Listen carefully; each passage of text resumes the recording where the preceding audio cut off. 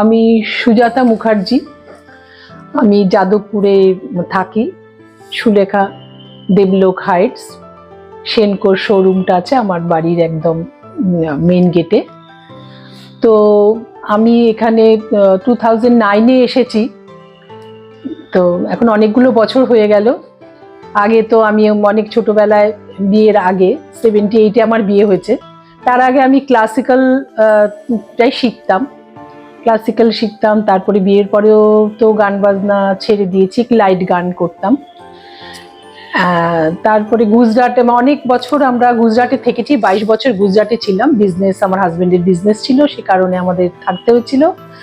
তারপরে কলকাতায় চলে আসার পরে গান বাজনা একটু কমই হতো।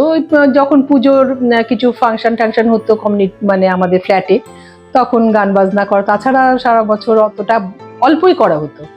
তো এই কোভিডের পরে ঘরে থেকে মানে লাইভ প্রোগ্রাম কিছু দু একটা গান টান করি, সেরকম কিছু না। তো এখন আবার একটু গানটা চালু করেছি, যে গানটা ভালোবাসি, কখনো নজরুল, কখনো ভজন, কখনো অতুল প্রসাদ, সব ধরনের গানই এখন গাইছি। তো গানটাকে ভালোবাসি, ছোটবেলা থেকে করেছিলাম, আর এখন আবার টিভি না দেখে আমার গানটা করতেই ভালো লাগে। তো বাস সেটা চেষ্টা করছি। বিয়ের পরে আমি দেখেছি আমার হাজবেন্ডের মামা বাড়ি, মামা মামি, এরা সবাই দেখলাম রাম ঠাকুর, মানে খুব বড় ফ্যামিলি ছিল, মামারা অনেক ভাই অনেক বোন, সবাই এক ধারসে রাম ঠাকুর। তারপরে আমি তো জানতাম না যে রাম ঠাকুর কি, কেউ তার সম্বন্ধে সত্যিই আমি অতটা জানতাম না। কিন্তু আমার শাশুড়ি মা মানে বিয়ে দিলেন যে তুমি নাম নিয়ে নাও, এই ঠাকুরের কোনো নিয়ম নিষ্ঠা নেই, তুমি বাসি কাপড় বলো, তুমি উপোস করা নেই, কোনো কিছু তোমার নিয়ম নিষ্ঠা দরকার নেই, তোমার যখন ইচ্ছা তুমি এই ঠাকুরের নাম নিতে পারো। তাই বললাম চলো, কোনো ঝামেলা যখন নেই, আর ঠাকুর তো ভালোবাসি, তো এখন রাম ঠাকুরকে তো সত্যি ভক্তি করি।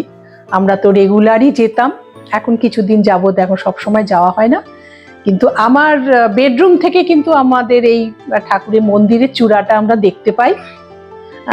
আমরা উঠে প্রণাম করি আমার বাড়ি থেকে, এটা আমাদের জানি না ভগবানই বোধহয় নিয়ে এসছে, সেটাই হবে। ঠাকুরকে এখন প্রণাম করি। জয়রাম। আমি তো চাইবো যে মানুষ দেখুক, আর খুবই সুন্দর ভক্তিমূলক গান, নানা ধরনের গান তো প্রচুর, রবীন্দ্রনাথের প্রচুর ভক্তিমূলক গান আছে, নানা কীর্তনাঙ্গের বলো, পূজা পর্চে প্রচুর গান আছে, নজরুলেরও তো আছে। তো এটা একটু অন্য ধরনের লাগে।